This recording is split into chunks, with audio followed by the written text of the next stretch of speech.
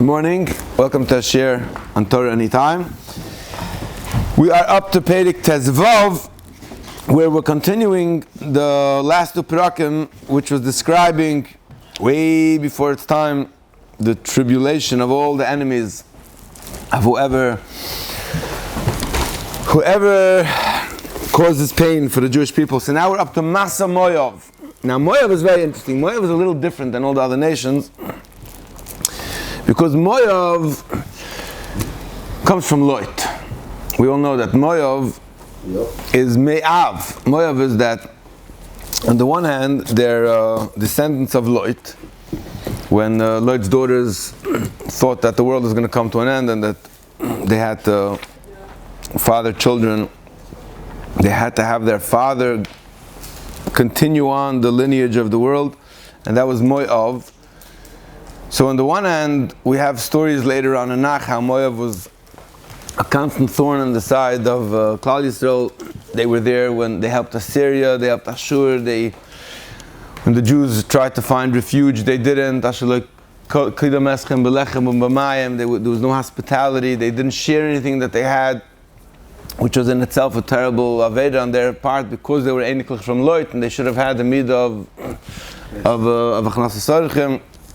But on the other hand, we also know that Mashiach comes from Moav, because the seed of Mashiach goes through Rus, and we have Chazal telling us Moav, V'loi Moavis. So Moav has a very interesting relationship. That on the one hand, they're like cousins of ours. On the other hand, they are enemies. But somehow the seed of Mashiach goes through them. So here we're describing the Masa Moav, which is the tribulations that Moav is going to have. Kibelel. So Masa means like a load. Masa Moav, here's the load of Moav, where Sancheriv is going to come, exile them.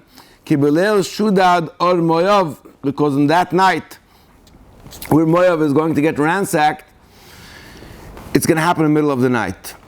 Shudad or Moav Nidma.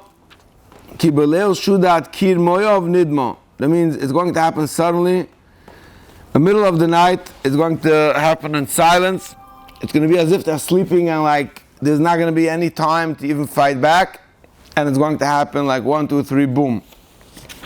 It's like as if somebody's sleeping and he gets attacked in his sleep. So the Moavi people, all of their houses of worship, their avodah zarah is going to turn into a house of crying. Al Nevoim al Meidva, on the city of Nevoy and Meidva, which is going to be conquered. Moav Ye'elel, Moav is going to cry. B'chol Roshav, in public, all of the heads of state, Karcha v'chol Zoken Gerua. They're going to go around bald, and all of their beards are going to be missing. Now it's very fascinating this, because in Judaism, or at least in the Torah, the sign of mourning is that you grow out your hair. That's what an Aval does. The Aval doesn't shave his hair or doesn't cut his beard. And by Moav, their sign of mourning is that they're bald and that they pull out their hair. Gotcha. I don't know what the simplification of it is. I know that it's a sign of tumah. That means when you're a kerach, when you're bald, when a person has tzeras, and he has like where his kerach, it's a sign of tumah. That means there's a normal process in a person. In Chassidus, Chassidim Tsar is Sa'aros is called the Chetzonim. Sa'aros is called it's like the klippos that come out. It's like hair and nails. That's why before Shabbos you're supposed to cut your hair, you're supposed to cut your nails. That's why long nails and long hair was always a sign of tumah. So Chaim Yitzkindelig. Chaim represented Kubat and everything, and that's why it means that they're gonna tear out their beards, you know? So I'm saying that the concept was that Sa'ar and nails are something that don't have their life, that doesn't have life on its own. It's an offshoot of, it gets expelled from life. So there's a natural process how it has to get expelled from the body. There's a normal way of how things get expelled. Your hair grows, your nails grow, and then you cut it. That's what was this whole Indian of this. Rip it out. Yeah, there's the whole Indian of the tzaddik who used to cut his nails after the mikveh, and they asked him why he cuts his nails after the mikveh. So he said because that's when the nails are soft. And the chassidim and people laughed, the misnagdim laughed. But the chassidim said that no, it's like after the mikveh, that's when the klippas get soft. That's when the nails get soft. Means the klippas get soft, and you're able to cut it off. But there's a natural way. Every person has to expel klippas. There's a chunas van davenen. There's a process. So when we mourn, we let our hair grow and we let our nails grow to expel it, to get it out. So on normale Weg, wir sind betitis. They're trying to, this is herausrasen, that you're not going to have any hair to grow. Anyway, Mechutza is Chagru Sok. Mechutza is outside Chagru Sok. They're going to wear sackcloths. Al Gagoiseo. People are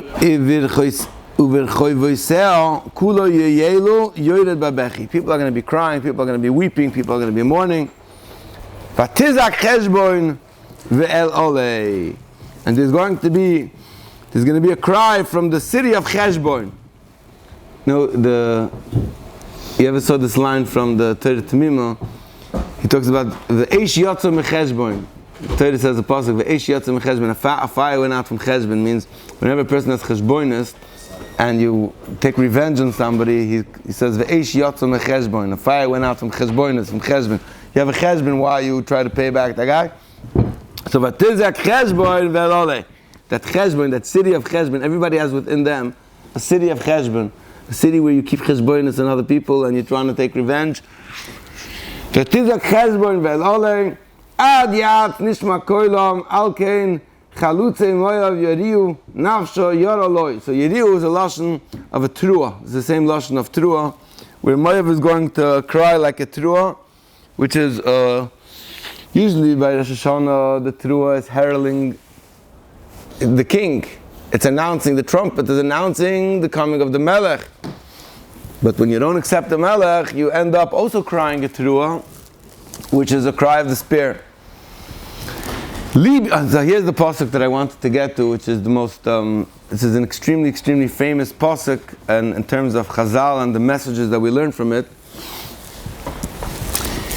which is where the Navi Yeshayahu says, Libi lemoyav yizok. My heart goes out for Moyav. So we look into Rashi right away says, Libi lemoyav yizok.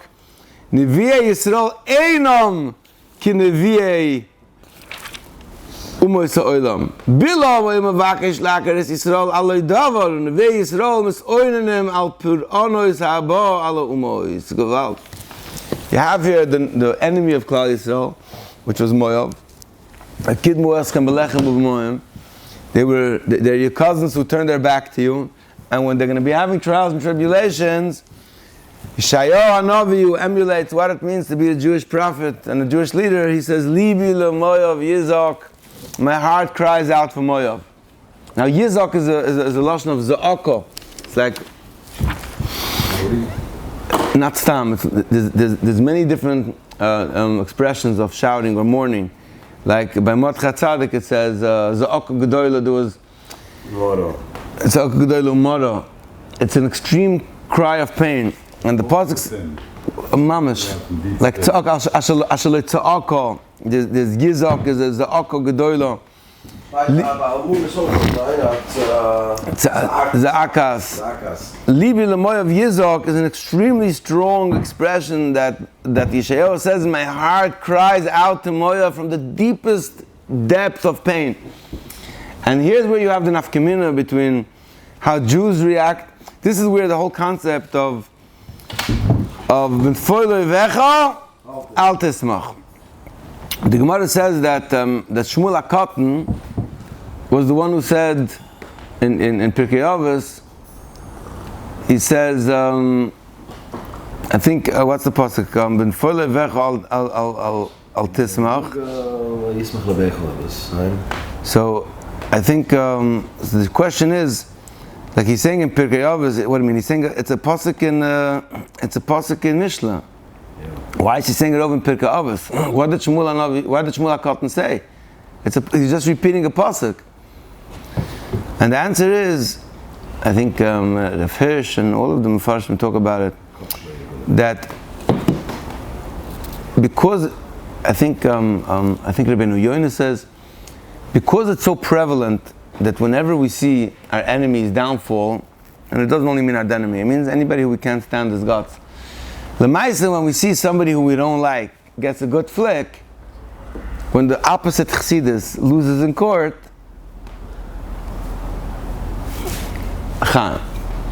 even though it says before the vechal tismach in Mishli. So the Fish says a moed kichap that the Gemara that when who was given the task of making the bracha of Malshina? Shmuel HaKatan. Why did they choose Shmuel HaKatan that he should make the bracha of Malshina? Because he was the one who was hyper focused and aware. And this pasuk in Mishlei that says b'nefoi levecha al tismach, they said, you're not from those guys who gloat when somebody has a downfall. You can make the bracha of Malshina because it's not coming from a place of hate. It's not coming from a place of vengeance that you want to see the downfall of your enemies. So here you have Yeshayahu, lahavdil, every time in the news something happens to there's a bomb or chas v'shalom, there was this bus attack. One of the things that mamish pains you is where you see our cousins in Eretz Yisrael going around giving out candies and like celebrating bin foile vecha tismach. If you want to know the opposite of what it means to be a Jew, you'll see that whenever there's a tzara b'yidin, you'll see how the Arabs are bin foile vecha tismach. Mashenken b'yidin, you have Yeshayahu Navi crying libi lemoyav yizok. It's mamish gewalt.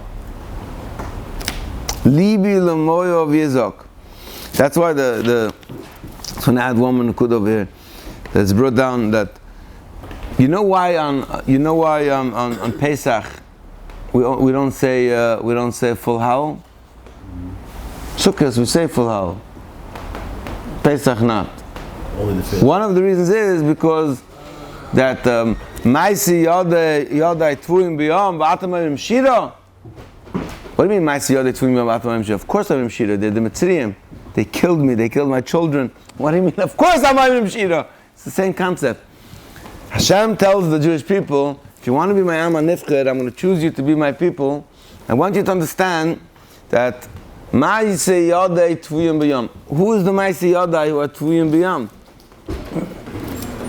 You're celebrating escaping them. But we don't celebrate their destruction. You know, Purim itself, really Purim should have been on Yud Gimel. Right? You know that because when did they fight? When did they win the battle? On Yud Gimel. Why do we celebrate Purim on Yud Dalet? Because we're not celebrating the downfall of our enemies. We never celebrate the downfall of our enemies. We celebrate the redemption that we're in a good place. Our survival. Lahavdil, people who aren't connected to the Jewish energy source celebrate the downfall of their enemies. Jews celebrate their freedom. So this Libi L'moy of Yizok is mamish gewalt. Libi L'moy of Yizok B'richeo Atzoyar, which is another city, which is a fortified city. Egla Shalishah, that was like the third calf. You know, the third calf that comes out of the womb of a cow was like the most tender one. That means that the most tenderest of cities, the prized city of Moab, is going to fall.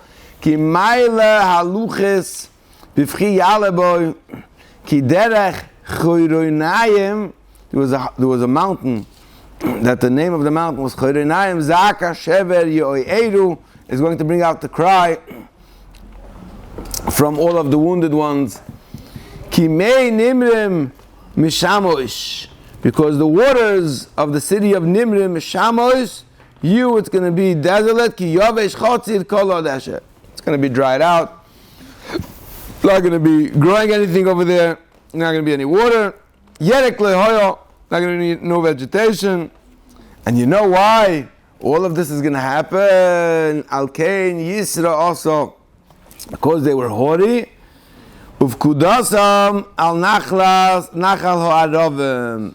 And their tribulation or their payback, the Oynish, is going to be on the stream of Ha'aravim, which is going to be in Babel, which that's where the Aravos used to grow. Yisrael, that's where they're going to be exiled. Now, the point over here was not to be a kafri toiv. This is where, if you want to know, where do we learn not to be a kafri toiv? How do we know in Chazal? How do we know that you're not allowed to be a kafri toiv? So, peripherally, there's different places. Like Moshe Rabbeinu didn't want to hit the water because Bida Deshasas Menei Al Tivash, that don't spit into the well because the water saved Moshe Rabbeinu. That's where you learn not to be a kafri toiv. But the real place where it's brought down essentially not to be a kafri toiv was from the story of Moav, that they were kafri toiv because Avram took care of Lot, and now when it comes to the Jewish people, they were kafri toiv and they didn't give them, and they didn't feed them when they were abandoned and they were refugees, and they didn't take care of them. That's the shaydish where Al-Kain Yisra also of Kudasam al-Nachlas Haravim Yisom ki kifu az ha'aka as gevul Moav until the border city, Yilalaso ve'ed Elim Yilalaso. Ki mei dimoin maludam. So this is a play on words. Dimoin dam says because the river of Dimoin became full of blood from all of the people who were killed. Ki alshes al Dimoin Isafos, because Dimoin, which is a lashon of dam, became Lifleitas Moav Adei, which was compared to a lion, with the She'edis Adamo, and to the Klal Yisrael who's called She'edis Nachalosoi. Eventually, Klal Yisrael is going to inherit their land as well, and that is the end of Perek Tezvav until it continues on. The message of this Perek being, Kaval, two messages. Don't be a kafri toiv, because that's really what Moav is getting punished for. And the second thing is to feel along with your enemies, because we never celebrate downfalls of others. We only celebrate the redemption and the good times that we have. Let it be today.